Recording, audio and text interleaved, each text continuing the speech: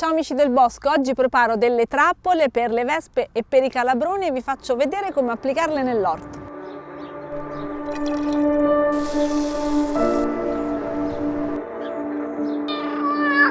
Quando arrivano i primi caldi dell'anno si svegliano anche le vespe e i calabroni. Vespe e calabroni possono essere un problema nell'orto, sia per quanto riguarda i nostri frutti e anche per quanto riguarda la nostra incolumità, perché a volte se noi ci muoviamo nelle vicinanze dei loro nidi possono pungerci e farci male, più o meno, possono essere anche molto pericolose se si è allergici.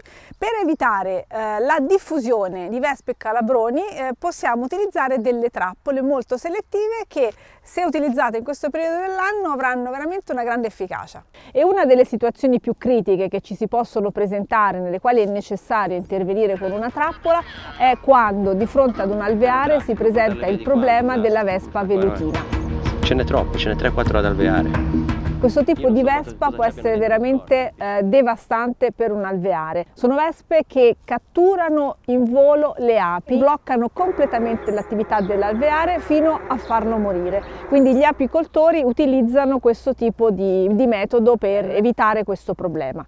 Questo tipo di trappole possiamo tenerle nell'orto anche per tutta la stagione, diciamo, di vita, di movimento, di attività delle vespe, ma all'inizio della primavera è sicuramente il momento migliore, perché andiamo a catturare le regine, coloro che andranno a creare le varie colonie, e quindi in questo modo riduciamo subito la popolazione delle vespe e non avremo problemi più avanti.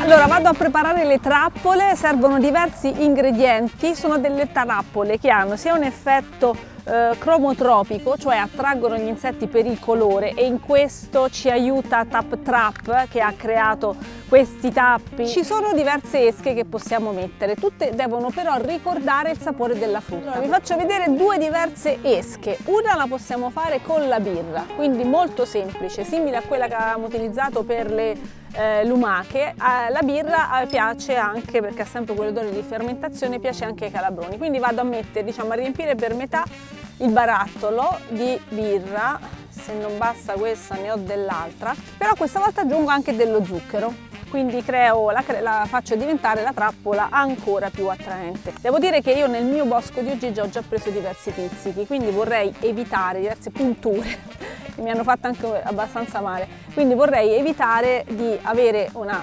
eccessiva presenza di vespe, soprattutto intorno al capanno, nelle zone dove io lavoro, in modo, insomma, da ridurre la possibilità di subire qualche puntura. Allora, questa trappola va rinnovata all'incirca una volta al mese, perché dopo un po', quando avrà catturato le prime vespe, rischia di cambiare il suo odore, anzi cambierà il suo odore, quindi la trappola va rinnovata, a meno che non si vogliono catturare le mosche. Allora, la miscela è già fatta e quindi vado a mettere il tappo, che è composto in questo caso da due parti. Ve lo faccio vedere smontato, poi ve lo faccio rivedere insieme. A questa parte qua, che costituisce un imbuto, in modo che l'insetto, una volta entrato, non riesca a trovare la via d'uscita. Questa parte si applica al coperchio, si inserisce e poi si va a avvitare tutto quanto. Allora, per agganciare il barattolo si fanno entrare i primi ganci, poi si fa ruotare come se fosse appunto un tappo normale, e poi si verifica di aver preso le scanalature del vaso. Ecco qua, la prima trappola è già pronta. Io adesso devo mettere un uncino, vi faccio vedere, poi andiamo a mettere sull'albero, e lo metto ad altezza uomo all'incirca. Un'altra esca si può fare con il vino, con un vino che poi andiamo anche in questo caso a dolcificare, o anche con dell'aceto. Sono tutti odori che ricordano la frutta in fermentazione e quindi attraggono questi insetti. Io ho del vecchio vino, in questo caso era vino rosso molto invecchiato, quindi è più simile ormai all'aceto, quindi metto un po' d'acqua. Ecco l'acqua, adesso vado a mettere all'incirca un bicchiere del mio vino quasi aceto, così faccio anche in questo caso un riciclo.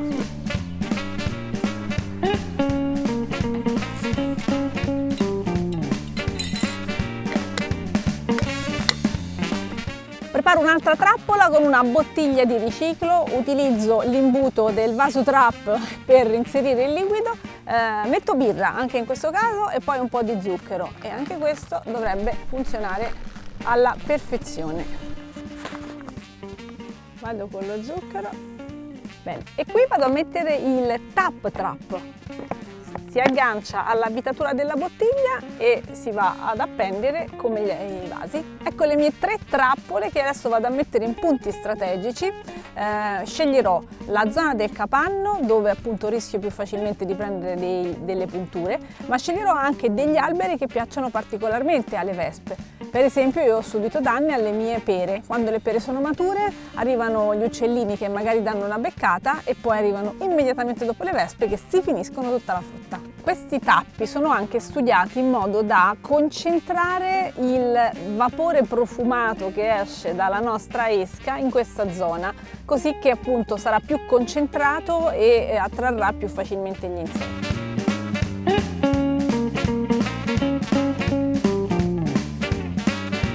Per appenderli utilizzo questi uncini, sono fatti in casa, potete utilizzare del fil di ferro oppure potete utilizzare le grucce, quelle che vi danno alla lavanderia, potete riciclare anche quelle, sono perfette. Ecco, così io vado ad appendere dove voglio. Stessa cosa la faccio anche con i barattoli. Allora vado ad applicare proprio al ramo della pianta, scegliendo una posizione a sud-est. Anche la posizione è importante, le vespe scelgono appunto i frutti che si trovano in determinate condizioni. Tra qualche giorno io controllerò se la trappola ha avuto effetto, se non lo ha avuto magari la sposto anche di poco e probabilmente con una nuova posizione otterrò il risultato. Questa trappola la metto un po' più in basso, come supporto ancora ho scelto un albero. Qui sono in zona compost, un'altra zona dove rischio di prendere delle punture e dove ci sono anche parecchi alberi da frutto. Quindi la metto un po' più bassa perché l'altezza giusta è altezza uomo. Questo tipo di trappola con questo tipo di esca non attrae assolutamente le api, quindi non andiamo a far danno ai nostri insetti più amici di tutti. Potrebbe andare qua. Le vespe appartengono alla famiglia degli insetti sociali e all'ordine degli imenotteri. Non sono necessariamente degli insetti dannosi, anche loro danno il loro contributo all'ecosistema, infatti possono svolgere funzioni di impollinazione anche se in maniera molto più ridotta rispetto alle api, possono anche predare altri insetti, quindi degli insetti che possono essere invasivi e dannosi per noi possono essere predati dalle vespe. A differenza delle api, che sono vegetariane, le vespe sono prevalentemente carnivore.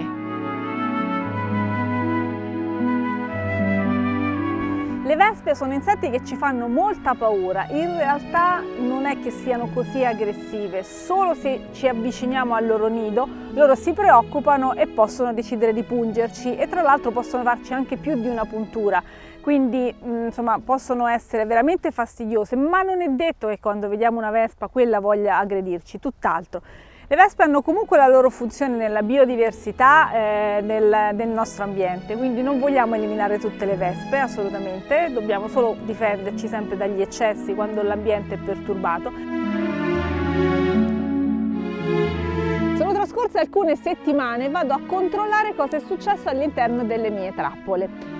Allora, questa primavera è stata abbastanza freddina, quindi non hanno circolato molte vespe, però qualcuna è finita comunque dentro le trappole. Qui dentro ci sono anche molte mosche, onestamente, quindi la trappola cattura anche le mosche, ma assolutamente non ci sono api e ne ho viste circolare perché durante la fioritura degli alberi ne ho viste parecchie in giro, ma nessuna è finita qua dentro. Adesso va a finire tutto nel compost, anche gli insetti con le loro proteine aiuteranno la creazione di un buon compost. Insomma, tutto si ricicla, tutto va a finire nel compost. Vespe e calabroni ci possono mettere in difficoltà, sono natura selvatica, sono parte dell'ecosistema e per questo desideriamo difenderle, ma possono essere dannose a volte per i nostri raccolti e persino per la nostra incolumità.